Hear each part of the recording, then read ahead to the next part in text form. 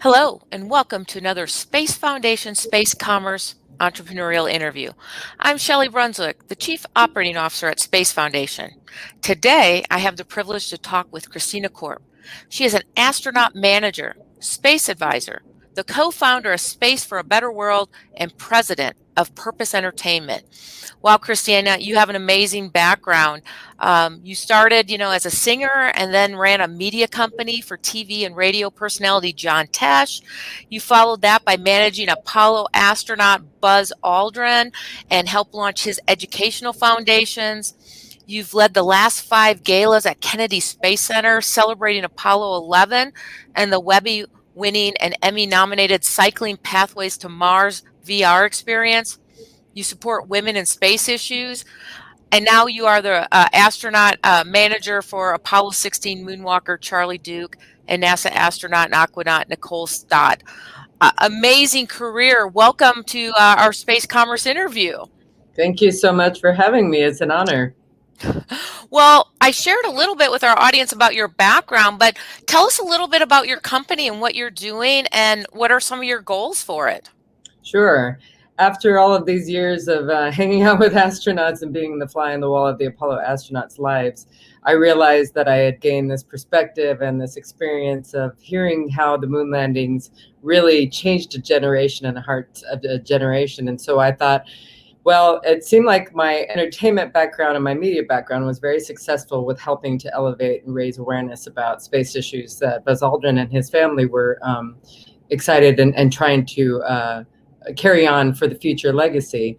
I thought if I could use that in a broader sense, especially to promote women's issues and to promote the future of space, maybe I could use entertainment to try to draw attention to what's going on in space, but with purpose behind it, promoting education, inspiration, that sort of thing. So that's what Purpose Entertainment is all about. And then Space for a Better World is about trying to draw awareness about all the ways that space actually benefits our planet, the people and the planet, with technologies and research and development that maybe the mainstream world is not aware of.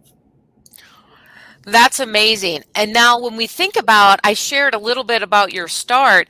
Can you share with our audience about your background and journey? I mean, you started as a musician. I always say to people, you could not have predicted the trajectory of my life as a kid in South Dakota, as one of 10 children from a very humble background, to working with astronauts, especially Apollo astronauts. I am one of 10 kids, 5 girls, 5 boys, from Rapid City, South Dakota. And my dream was to become a rock star. I was in a family band growing up with my dad, my sister, and my brothers. And we were like the real life Partridge Family. And after 10 years of doing that, I went to Los Angeles to pursue my rock star dreams. And interestingly, I had a lot of success. I did get signed to Warner Brothers. I sang on Ringo Starr records. I was hanging out with Aerosmith and touring the world. But the music business is feast or famine. So eventually I went to work for John Tesh, media entertainment personality. And he took me under his wing and taught me how to run a media company. And I loved that job, but I was really killing myself at that job. So I eventually went to work for Buzz Aldrin to have what I thought was a quiet, boring life. Well, I'm sure working for Buzz Aldrin was not a quiet, boring life, and I'm going to ask you about that in a minute, but how did you get started with your own company and the concept? Where did that come from? Well, during my time running Tesh's media company and then eventually running Buzz Aldrin's company, I gained a lot of valuable experience in those roles. And I gained a lot of really valuable contacts, and my network grew. And I began to realize, as a woman in a leadership role or leading a company like this, I had an opportunity at some point to actually go off on my own and start my own company, which is a really scary proposition for anybody, not just women, but especially for women. But I had a lot of people who were very supportive of that.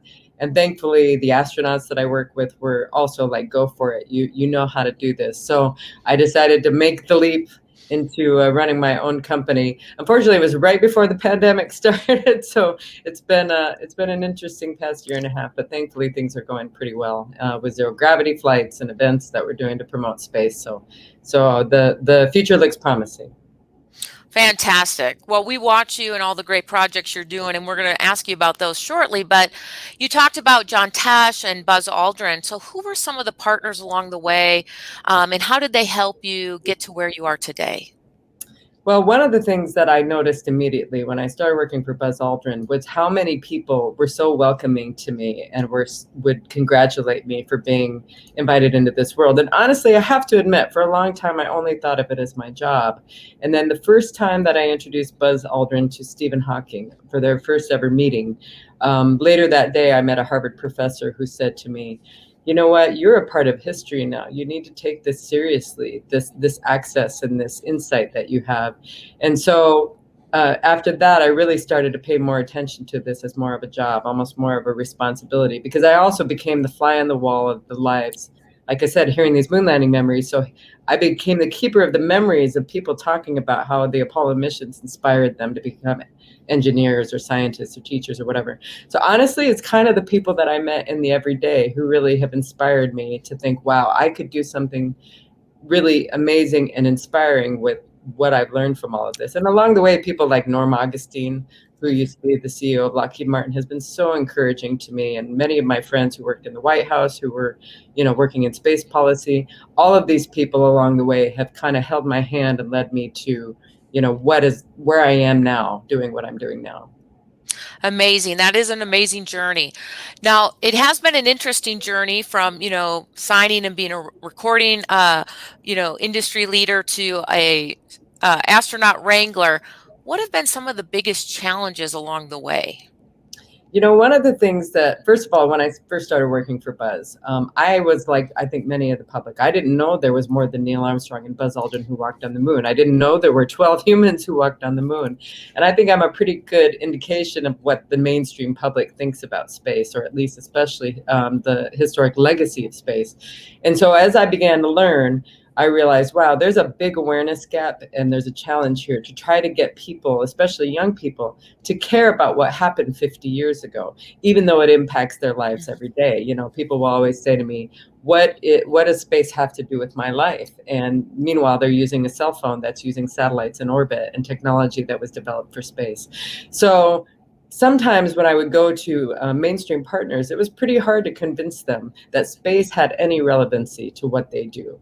And many times I realized, okay, maybe my perspective as a mainstream media person is giving some insight into this. So part of why Buzz started doing some really mainstream things was because I would say to him, let's do this so we can get the attention of young people. And he'd say, oh, the other astronauts won't like that. And I'm like, who cares? You don't need to convince the other astronauts.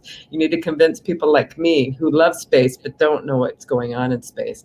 So oftentimes when we would try to raise money for the foundation, people just did not want to give money. There's this perception that astronauts have a lot of money. And I'm always trying to remind people that they're government employees, the ones who work for NASA. They're not rich people. And so even though they become very famous, they don't necessarily have the resources that big companies do.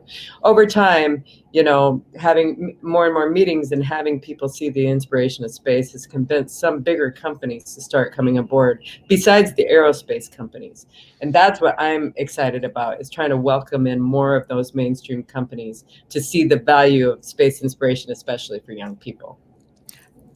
We completely agree with you here at Space Foundation, because space is for all of us. So thank you for sharing that. What we'll do is we're going to take a short break for some great insight on what's happening at Space Foundation. The Space Foundation Discovery Center, where engaging interactive exhibits tell the story of space and its importance to everyday life, all in a safe, clean, and fun environment. Make new discoveries together at the Space Foundation Discovery Center, Colorado Springs. Welcome back to our entrepreneurial interview with Christina Korp.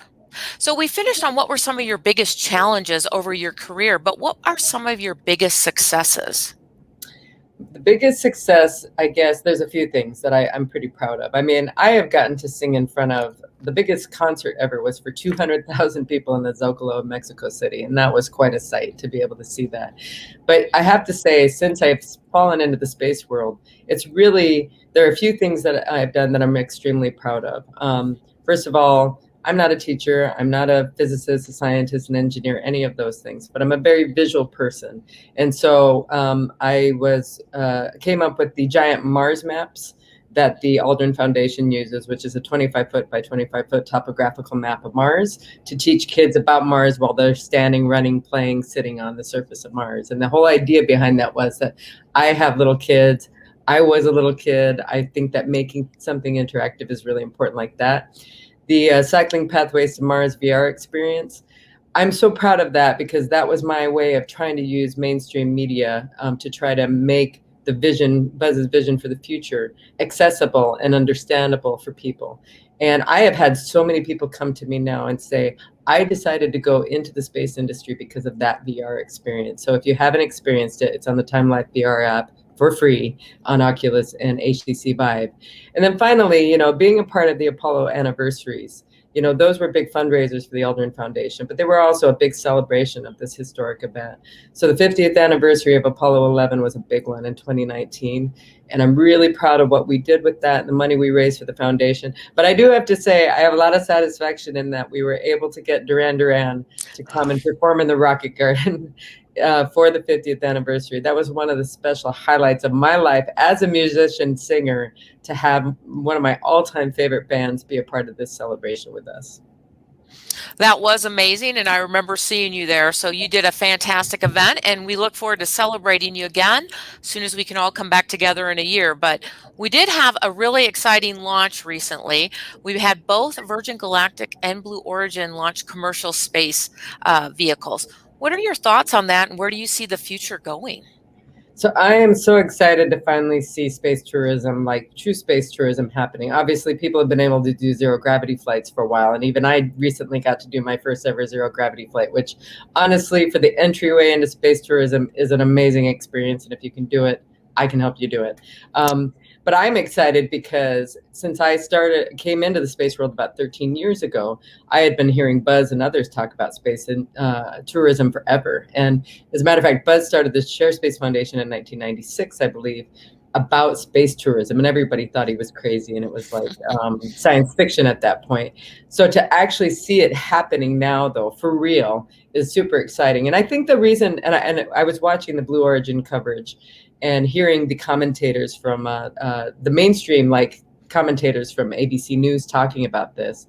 And they were expressing the excitement that I feel watching these, which is rooting for humans to go to space takes like space inspiration to a whole different level. They're watching a rocket launch anyway is super exciting. But when you're watching a rocket launch that has humans aboard, it just takes it to a whole different emotional level that I think inspires us just within ourselves of what's possible. So I'm excited to see to where they start making this a regular thing, and it happens often. And lots of different people are from lots of different walks of life are able to finally get to go to space. So I'm super optimistic about it. I know a lot of people say, oh, this is a billionaire space race. But honestly, behind all of that are thousands of people who are employed by Virgin Galactic and Blue Origin and the other space companies who are super excited to be part of this. And then there's all these science, experiments that are going up within this. So this isn't just like a joyride for billionaires. It's much, much more than that. And so I'm really excited about the future and what it's going to offer in the terms of space tourism. Well, thank you for sharing that, because, at the Space Foundation, we're very passionate about both going out to space, but also how does that help our ecosystem here on Earth. So you really closed the loop by all the great things that commercial launch is going to provide with experiments and student projects and things we can learn about microgravity, environment, and health. So thank you for highlighting that, which kind of brings us back to something you talked about a little earlier. Tell us about the importance of advocacy and awareness, especially for that space ecosystem.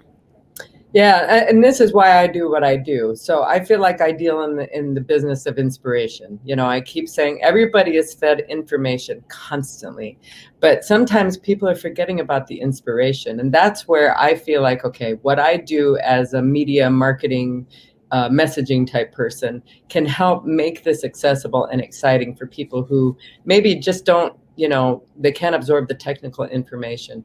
So I think in order to get more people excited about space, you have to grab their hearts and their emotions and make them excited in a way that we as kids just naturally feel. Every kid is excited about space. It's just a natural thing to look up at the moon and the stars is something that we share.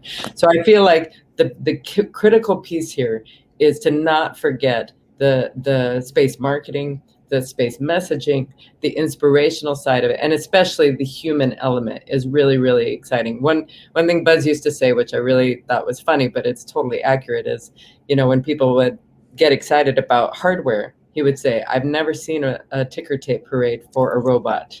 And the idea that it still always comes down to humans and the human heart, human inspiration. So I think that that's the critical key. If you want to get more people on board, you got to get them excited to be a part of it in some way.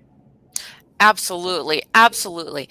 Now, during your span of your career, you've had a lot of interesting career, from musician and manager and astronaut wrangler and marketing. What are some of your lessons learned you'd like to share with both our audience in general, but also our audience who want to become entrepreneurs and maybe follow in your footsteps? So the biggest thing I think that a lot of people, and any entrepreneur knows this, is like, you are often throwing a lot of things against the wall, trying to see what sticks. You come up with tons of ideas. And of course, all anybody ever sees is the things that become successful or the big failures. Meanwhile, there are lots of times you're hearing lots of no's. And I don't know if you've seen that show, Ted Lasso, on Apple TV, which is an awesome show about a coach who's totally out of his realm of being going to coach UK soccer, football. He says a line which I love, which is, "Be a goldfish," meaning that goldfish only have like a 5-second memory. So they forget if something goes wrong, they forget, and then they're happy again. And I like that. That's a good analogy for, if you have a disappointment, if things don't go the way that you want, shake it off and just move on and try to look forward. And that's what I try to do. I've gotten to do a lot of amazing things, but along the way, I've had a lot of things that didn't go right either. A lot of disappointments, and especially everybody understands this with the past year with the pandemic. So my advice would be to be, first of all, try a lot of things. Don't be afraid to, try something you've never done before. And especially, don't be afraid to ask for help. That's one of the most valuable things that I've ever done, is to ask people for help who are in a position to help. Because more times than not, people want to help. They want to impart their wisdom or their expertise and help you along the way. So that's one of the most valuable lessons. People sometimes, I think they have to project this image that they're an expert all the time. And I think anybody in any position of success will tell you, no, somebody helped me along the way. And so don't be afraid to ask for help. Don't be afraid to try a lot of things, and keep trying over and over and over, even if you have some failures along the way. Awesome. Now, what kind of projects are you working on right now? So I've got a couple of big things coming up. The more near-term thing is a project in Atlanta on October 11th for International Day of the Girl. Because I work with astronauts, people will ask me lots of questions about astronauts. And something that happened more in recent times is, I've had a lot of people say to me, "Has there ever been a Black astronaut?" Which is just crazy to me, that the awareness is so low. And not only that, but then, have there ever been a Black female astronaut? And of course, Mae Jemison is the first African-American woman in space. But I thought, what if I could highlight a woman who is a real astronaut, a real person who is still an active astronaut, reaching higher, aiming higher for her dreams? So I'm working with the city of Atlanta to put a giant earthwork, which is a giant eco-friendly portrait of NASA astronaut Stephanie Wilson. And I reached out to Stephanie to let her know that I wanted to do this. She was so excited and passionate about trying to inspire especially young kids of color like her, and especially women and girls. So she's going to participate in some form, probably virtually, because she's on the backup crew for Crew 3. But I can share with you kind of a rendering of what we're going to try to do. And that is to do this giant eco-friendly, it's going to be a very interesting thing. I'm going to share it right now. This is just a rendering of trying to do a giant portrait in Woodruff Park in downtown Atlanta. And this will be for International Day of the Girl. And we'll be having kids from the Atlanta Public City Schools coming. And during that whole week, we'll be doing some STEM activities around the earthwork. The previous week, for World Space Week, we'll be doing some virtual things into the Atlanta Public Schools. So having different discussions with Georgia Tech subject matter experts and some astronauts and some different people throughout the space world, talking to the kids, showcasing for them all the opportunities that are available for them in space. So that's really exciting, and that's the most near-term thing I'm doing. And then in November, on November 28th, I'm doing another zero gravity flight with Apollo 16 astronaut Charlie Duke. I took Charlie on a zero gravity flight back in May, and from Kennedy Space Center, taking off from and landing on the space shuttle runway, which is very cool. Charlie was like, "This is the first time I've ever landed on this runway." And then after we did our zero gravity flight, he grabbed me and said, "This is only the second time I've done zero gravity in 50 years." And I didn't know that when we were going up. And then secondly, he said, "That was fun. Let's do that again." So we're doing it again on November 28th at Kennedy Space Center. We still have a few spots left if somebody wants to come and join us. It's a very special thing. We'll do the zero gravity flight, go see his launch pad while we're on NASA property, and then we'll have a private dinner with him that night. And that's my way of, again, trying to provide access for people to come and spend some time with a historic person like Charlie, and also hear his stories and hopefully be inspired to want to get more involved in the space world. Well, it sounds fantastic, and I know we'd have several volunteers here at the Space Foundation who'd love to take you up on that activity. I know one of the activities I'd like to do with you was going back to Antarctica, so that would also look like a fantastic thing of raising awareness about not only how great outer space is, but how space and space technology help us monitor Earth and monitor the polar caps in the regions of the world. So I know that was an exciting adventure you did as well.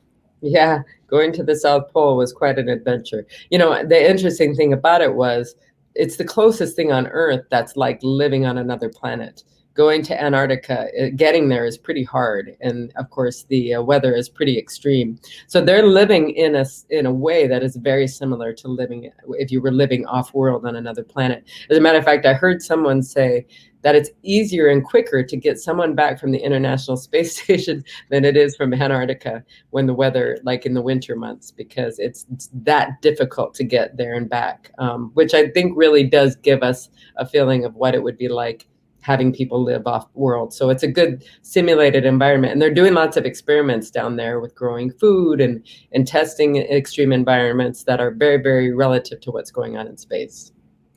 Fantastic. Well, I have loved our interview, and I know it's time to wrap up. We have to let you get back out there and take care of business. But is there anything else you'd like to share with our audience today? I just want to say, I'm someone who never, ever would have been included in this world because I'm not like the best person at science and technology and math and all of these things in the STEM world. I'm an artist and a musician, but I love space too. So I guess my message would be space is for everyone. We need everyone involved in the space realm. And I think that that's what the Apollo missions demonstrated best, is that all hands on deck, every expertise, the seamstresses, the artists, the marketers, it's all valuable. And if we can just remind people of that and bring everybody into the fold, just imagine what we could do with the Artemis missions of putting the first woman on the moon, which for me is a very exciting thing to look forward to. Fantastic. Well, thank you so much for joining us today, and we hope to have you back soon. And we hope that we'll be seeing you at Symposium as well as some other upcoming events. I plan to see you there. I'm looking forward to it. All well, thank you so much. Thank you. If you're interested in learning more about our Space Commerce program or watching other entrepreneurial webinars, go to spacefoundation.org and check out our Space Commerce series. Thank you, and we look forward to seeing you again. There's a place for everyone in the new global space ecosystem.